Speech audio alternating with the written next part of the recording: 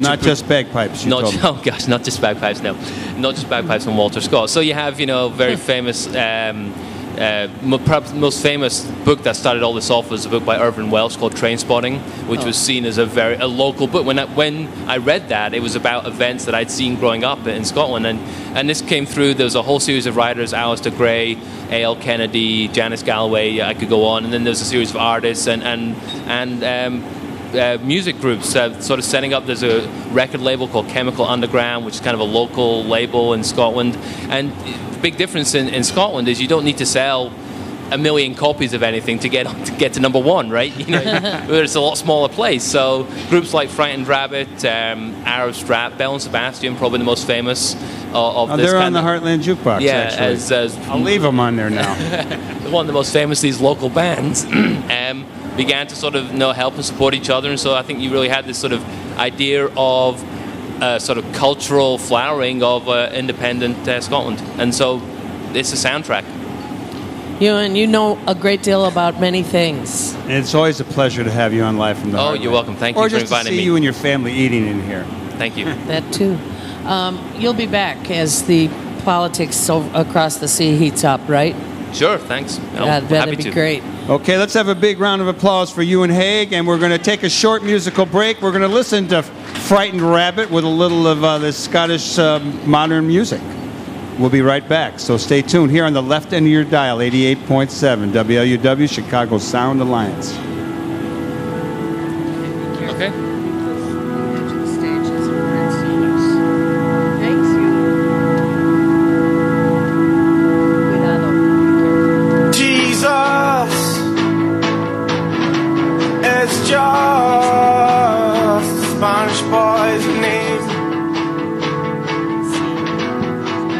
How come one man got so much fame?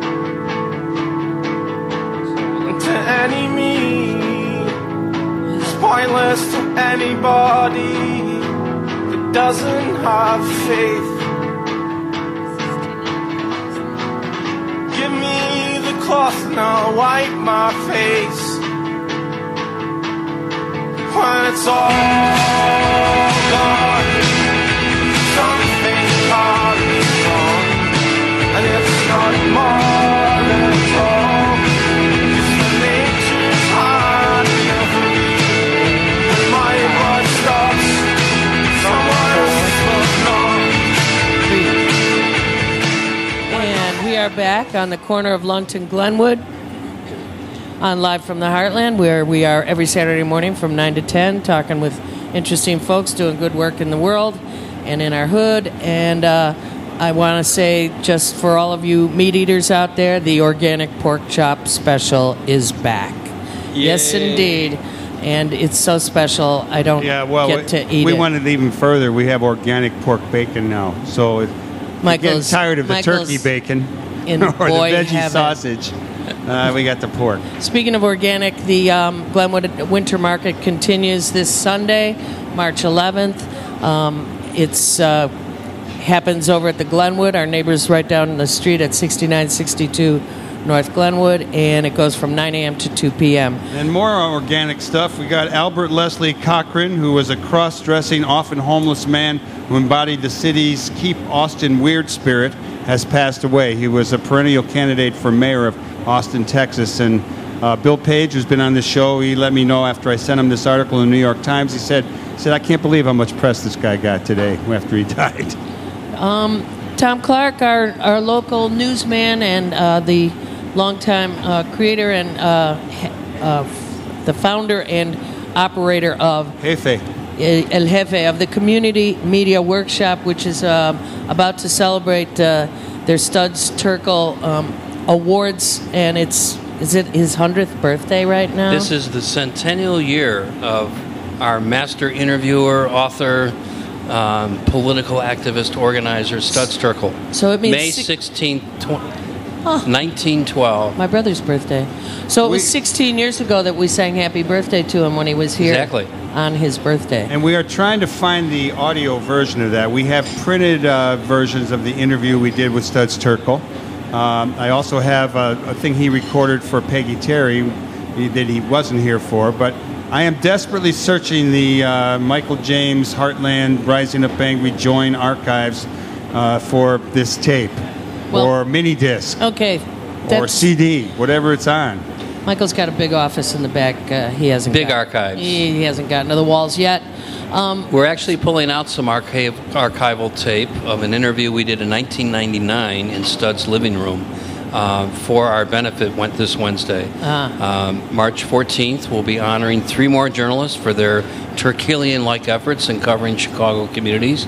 In this case, a national star, Maria Hinojosa from Latinos USA and many other PBS and NPR productions over the last 25 years. NPR, that's right. And Mick Dumke from the Chicago Reader, who's been on this program recently. Right. And Chip Mitchell, who covers the Humboldt Park Bureau for WBEZ Chicago Public Media, will be our honorees this year with some wonderful former Turkle winners presenting those awardees, a scholarship to a photography student at Columbia College.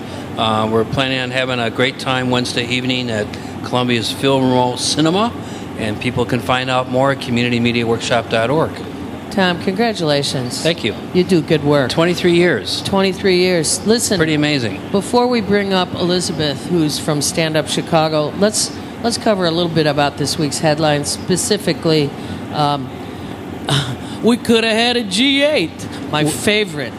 My favorite headline of the week in the Sun-Times. We could have had a G8 or G8. You know, 50 countries will still be coming here with associated diplomats' wives and diplomatic crews and all that. The world will still be watching Chicago this May. It seems like, aren't people still coming to demonstrate against the NATO guys? We know churches that are housing 25 to 50 people. There are at least 3 or 4 different organizations that are coalescing around this summit, which we're now calling the NATO Summit. But we always knew Chicago as economic crossroads, as center of immigrants, as where we are on the Fresh Coast would be an interesting story. Whoever decided to show up for 1 or 2 or 3 or 4 events. We have Nobel Peace Laureates arriving here at the end of April. I mean, Chicago is a crossroads of sorts. It's just perhaps not quite as narrowly defined or looked at as perhaps some elected officials see it. And our job at the Community Media Workshop is to help reporters coming along with all those other folks to discover the real Chicago. So beyond staged photo ops with diplomats and a Starbucks window here or there, there's a lot of other stories to tell about Chicago. And beginning on Monday at chicagostories.org, we will be producing about 15 or 20 different framing stories about Chicago, complete with community sources and other folks, experts that reporters can call up. And we're pushing that out to reporters near and far who might be looking for that other story about Chicago to tell. Well, our next guest is Elizabeth Parisian from Stand Up Chicago, is going to talk a little bit about the community's response to the mayor on all of this and trying to get a square deal for the masses. But let me ask you, Tom, what was your take on the mayor's response to this? He claims he only learned an hour before it was announced that Obama had pulled the plug on it. That's a little hard to believe, but it could be true. He seemed pretty flustered when I saw him on the air. Well, he actually out of sorts. He didn't have much to say for a couple of days on this, right. and indeed, I think it was a pretty last-minute announcement. We're because of this ChicagoStories.org work that we're doing. We have liaison relationships with the host committee, with the Chicago Council on Global Affairs, as well as other community organizations that are working around protests and use of free speech around this gathering. I think this was a surprise to the host committee. They reassembled quickly. They still have a lot of guests coming here, and whatever we may not know for certain until 5 years from now, when the first tell-all book is actually published. We may finally understand what happened the last couple of weeks, because we know, for instance, that all the diplomats' wives are not going to Camp David. They're coming directly to Chicago. So we're not sure exactly why the disappearance of the G8 leadership. So they're all wives, huh? No husbands? With one or two exceptions. It's changing.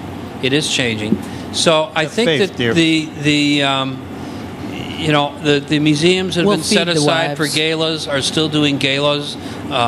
There's still expected to be a lot of shutdowns of Michigan Avenue to let limos go back and forth.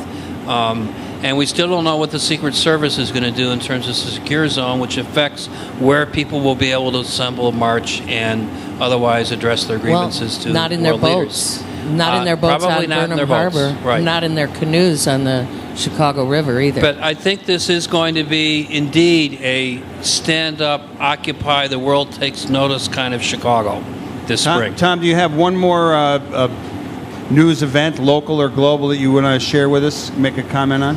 Well, besides our celebration of the Community Media Workshop's anniversary benefit Studs Terkel Awards this Wednesday, there are a series of centennial activities being planned around Studs' 100th birthday, beginning right ahead of the NATO Summit at the Newberry Library on his birthday, May 16th. Steppenwolf is going to follow that a week later with a special production. And there will be things going on all through the summer. There is a website being set up. I don't have it memorized at the moment. Studs Terkel. Well, Katie, you were the one that pointed out to me, I guess your brother, who has the same birthday as Studs Terkel, called to tell us that to look at the Sun-Times, and it was like Happy Birthday Chicago, and they mentioned 175 things to do this year in Chicago. And one of them was... The Heartland Cafe. we were honored. Yes, we were. That was a week Amazing. ago. Yeah. It's Excellent. nice company to be in with It sure Second is. City and the Shed Aquarium and Chicago Theater. Well, all Tom, that sort thanks of for thing. coming up, and You're welcome. you're a regular on this show, and we're always Always glad fun, to Michael have and you. Katie. And we're going to take another short break. We hope we can listen to a little more Scottish pop music, rock and roll to the north up there. And we'll be right back with more live from the Heartland. Our next guest is from Stand Up Chicago. She's a policy analyst, and her name is Elizabeth Parisian. I hope I can pronounce that better as we go along. We'll be right back with more live from the Heartland.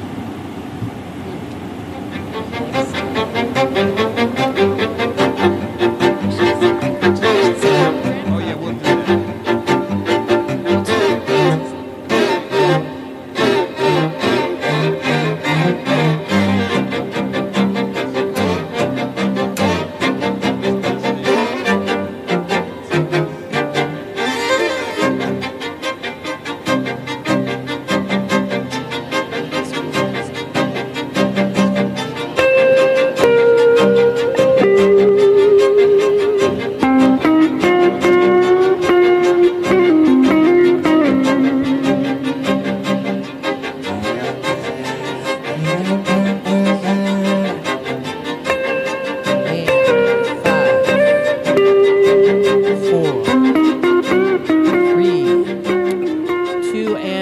Back on Live from the Heartland. We forgot to congratulate Tom, who is a brand new Grandpa. grandpa of Key and Clark Defense. Big round of applause for the new baby. Yay. Ian Clark, Di Vicentes.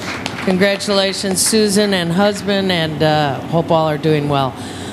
Elizabeth Parisian, welcome Let me just to say, Live. okay, go ahead.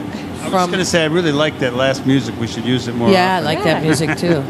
We'll find out what it is and tell you about it. Hey, you made it up here to the Yes. stage. Welcome. Thank you. All right. Now, I understand you are part of Stand Up Chicago. Yes. Did you come to Chicago to do that? Yes. All right. An organizer who travels for organizing jobs. That away. What are you doing for them? And what is Well, Stand Up first, yes, Chicago? tell us what it is. Right. Stand Up Chicago is a coalition of dozens of community organizations, and a lot of our members have been organizing and working in this city for decades. So we're a coalition of groups that came together to demand good jobs, good schools, good homes for our community. And you've probably seen some of the work we've been doing. I know a few months ago there were thousands of us in the street down by the Art Institute to protest the mortgage bankers in town, and we've been doing lots of direct action and really kind of speaking up for the 99% in Chicago. Did you do the Move the Money event too? I believe, yes, we were some of our partners were involved Yeah. with that, yes. So the what brought you to Chicago at this point is, of course, preparation for the summit on the community side. What is the community doing? The community in the biggest broadest sense, because there are parts that are doing different things, but labor and faith groups and community organizing efforts that you represent, what are you up to? Well, we've been working on this for quite some time. Ever since it was announced, community groups knew that people would be coming to our city. We knew this would obviously be a huge event with people from all over the world. And what our members have always said, the initial reaction, or a big concern for a lot of our members, has been the cost of these summits to the city. Obviously, a lot of our groups have very legitimate concerns about the G8 and the NATO as entities, and very, very good reasons to want to protest what they've been doing. But our approach has always been, what is this going to cost our city? Because we know that there are certain interests, big corporate interests, that maybe, and obviously the mayor and the city really want these summits to be here and are willing to spend millions and millions of dollars to host them. But our community groups have said, well, we've got libraries closing, we've got mental health clinics closing, we've got huge budget deficits. We're being told that there's no funding for programs. How is it that the city can then spend millions of dollars on a weekend-long summit? That's an excellent question. Right. How is it that we can come up with money when somebody's favorite pet project, whether it's this or the Olympics that we're not having, come along? And have you gotten any answers to that? Well, it's tough to get answers from the city. I think this process and the host committee, there's always been issues of transparency. We still don't know. They've said we haven't done a cost analysis, but they're throwing out this $65 million. They're saying it's going to cost $65 million. But don't worry, we're going to raise that money. We're going to ask for private donations. So it's a little tough to get a sense of what the plan is, but we know, looking at other, for example, they're saying it's going to cost $65 million. If you look at the two summits that were held in Ontario 2 years ago, the total bill for that came to over $1 billion. So $1 billion. God, yes. These guys must sleep on golden beds. Well, what's up with that? That's right. We could put them up, extra rooms, just like the demonstrators. Yeah, well, that's right. And so it's a matter of priorities, I think. I mean, it's very tough for a lot of our coalition members to hear we don't have $1 million to keep a mental health clinic open, because that's all it costs is $1 million for a mental health. We don't have that money, but we'll turn to corporate donors on the World Business Chicago. We'll turn to the CME. We'll turn to Chase Bank to give us millions of dollars for this weekend-long event.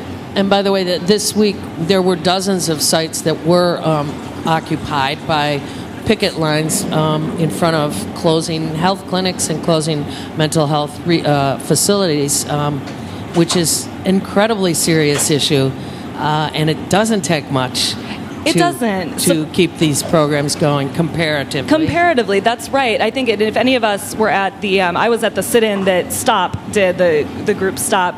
I think that was back in December.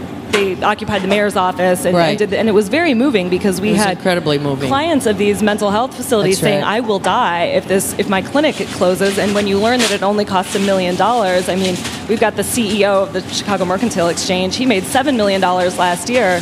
He could keep all the clinics open and still have $1 million. So it really is a matter of priorities, and that's why our group, we sent a letter to the mayor last week saying that we want all, and this was before the announcement that G8 will no longer be here, but the need remains. So our letter to the mayor said, we want all donations, public and private, whether you get a grant from the federal government, whether you get a donation from a wealthy corporate donor, that's right, that we would like a matching dollar-for-dollar grant to be put into this Chicago Community Fund, so that we can actually invest money in our communities who really need it. Any response to that? Not so far from the mayor himself, but I think this is... Got a lot of press off it. Yeah, and I think this is an idea that people really understand. I think it's intuitive, right? Well, yes, on the one hand, and then on the other, people might say, well, where's that money supposed to come from? I mean, if in fact the mayor and his cohorts are putting together a chunk of money, some of which comes from government sources, but much that doesn't, and that will continue to lack transparency, how would they possibly match that for your purposes? Right. Well, that's part of part of the point we're making is a call for more transparency. We're saying we need to know who is being asked to donate, who is donating, where is this money coming from, because right now we don't know. But what we've been told is that the mayor is going to turn to a lot of his wealthy friends, just as he's done for other projects, to donate. So I think if, for example, Chase Bank is going to donate $3 million, then they probably have $3 million. $3 more million? Yeah, or else they're going to have to split that up and put half of it into the community fund. I mean, I think it's just the idea of getting people to think, where are our priorities as a city? I mean, this is a great city. Part of the reason why people want to bring people from all over the world to this city is because this is a wonderful city, and 99% of Chicago is working very hard. We deserve investment in our communities. Your organization, Stand Up Chicago, gives out a Golden Toilet Award. Yes. And you recently gave a Golden Toilet Award to the Chicago Mercantile Exchange. Yes. Tell us a little bit about that. They deserved it. Because it's a good story. Richly. They did deserve it. Right. So the Chicago Mercantile Exchange is it's the most profitable company in the city. Made $2 billion last year. That's after taxes and everything.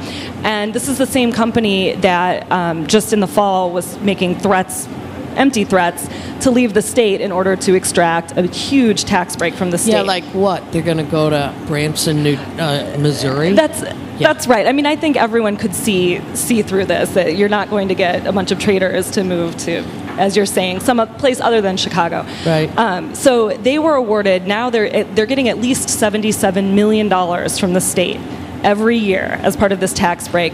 And they also, a few years ago, were awarded $15 million in TIF funds.